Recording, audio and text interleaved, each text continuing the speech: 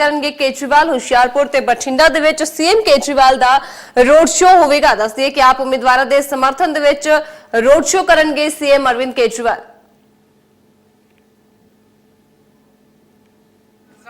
वाहिगुरु जी की फतेह। दोस्तों, मैं समझ सकता हूं आप में से बहुत लोग बहुत सारी बातें करना चाहते हैं।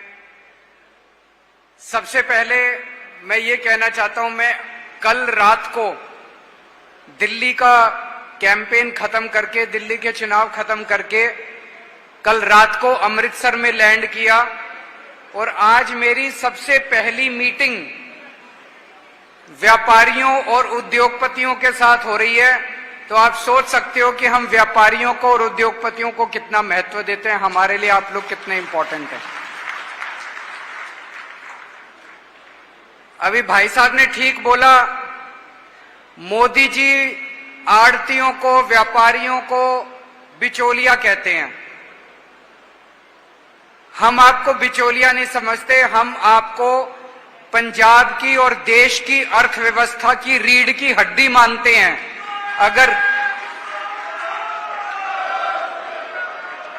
हमारे व्यापारी नहीं होंगे, अगर हमारे उद्योगपति नहीं होंगे, तो हमारा देश 2 मिनट के लिए भी आगे नहीं चल सकता।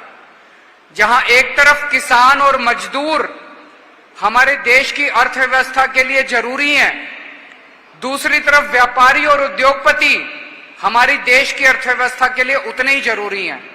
तो सबसे पहली आम आदमी पार्टी के नेशनल कन्वीनर की मीटिंग पंजाब के अंदर व्यापारियों और उद्योगपतियों के साथ हो रही है। आप इससे समझ सकते हो कि हमारे मन में आपके लिए कितनी इज्जत है और हम पंजाब के लिए आपको कितना इंपॉर्टेंट मानते हैं।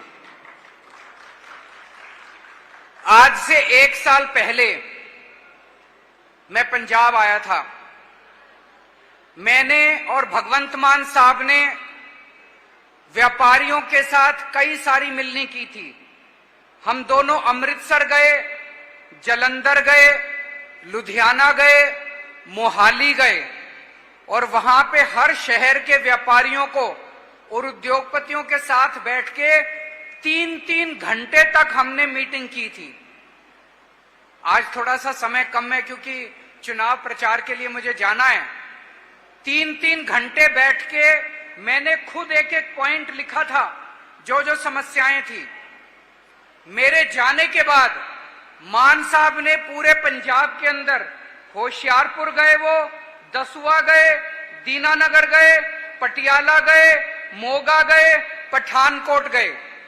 वहां पे उन्होंने व्यापारियों के साथ बैठ के मिलनी करी और एक एक सभा के सारे पॉइंट, सारे बड़े बड़े अधिकारियों को साथ लेके गए थे और सारे पॉइंट्स नोट किए। उनमें से कई चीजों पे काम शुरू हो गया, कईयों पे अभी काम चल रहा है। मैं ये नहीं कहूंगा कि सब कुछ ठीक हो गया, लेकिन एक चीज देखने की जरूरत है। 2 साल हुए हमारी सरकार बने हुए। हमारी सरकार के पहले पंजाब में इंडस्ट्री की और व्यापार की इतनी बुरी हालत थी, इतनी बुरी हालत थी कि पंजाब की इंडस्ट्री पंजाब छोड़ छोड़ के मध्य प्रदेश, उत्तर प्रदेश, हिमाचल प्रदेश, राजस्थान, आसपास के सारे स्टेट्स में जा रही थी। पिछले 2 साल के अंदर ये पंजाब से बाहर जाने का सिलसिला खत्म हुआ है और इंडस्ट्री का पंजाब में आने का सिलसिला चालू हुआ है। मान साहब ने पिछले 2 साल में देश भर में घूम घूम के, खुद जा जाके इंडस्ट्री के मालिकों के साथ बातचीत करी। आप लोगों ने सोशल मीडिया पे देखा होगा। और आज 56,000 करोड़ रुपए की बड़ी बड़ी इंडस्ट्री बाहर से पंजाब में इन्वेस्टमेंट करना चालू कर दिया। कोई एमओयू साइन नहीं हुए, फर्जी एमओयू नहीं है। उन्होंने जमीन खरीद ली, नारियल फोड़ दिया, फैक्ट्री की कंस्ट्रक्शन चालू हो गई। 56,000 करोड़ का इन्वेस्टमेंट 2 साल के अंदर कोई छोटी चीज नहीं होती। किसी राज्य में इतना नहीं हुआ। वो क्यों हुआ? बड़ी बड़ी इंडस्ट्री, टाटा स्टील का सबसे बड़ा प्लांट पंजाब के, जमशेदपुर के बाद सबसे बड़ा प्लांट पंजाब के अंदर लग रहा है। जर्मनी के, नीदरलैंड्स के, कई सारे देशों के इन्वेस्टमेंट पंजाब में होने जा रहे हैं। क्यों? जब भी इतनी बड़ी बड़ी इंडस्ट्री आती है, वो सबसे पहले देखती है इनके यहां लॉ एंड ऑर्डर तो ठीक है। हमारी सरकार के पहले कितना खराब था लॉ एंड ऑर्डर, कितना खराब था। आज पंजाब के अंदर अमन शांति है, लॉ एंड ऑर्डर में काफी इंप्रूवमेंट है, काफी इंप्रूवमेंट है। मैं ये नहीं कहूंगा सब कुछ 100% ठीक हो गया, और भी काफी कुछ करने की जरूरत है, करेंगे। लेकिन इतनी बड़ी इंडस्ट्री आ रही है तो इसका मतलब काफी इंप्रूवमेंट है। दूसरी तरफ वो इंडस्ट्री आती है, देखती है हमारे जो मसले हैं सरकार से, उसमें कितना टाइम लगता है।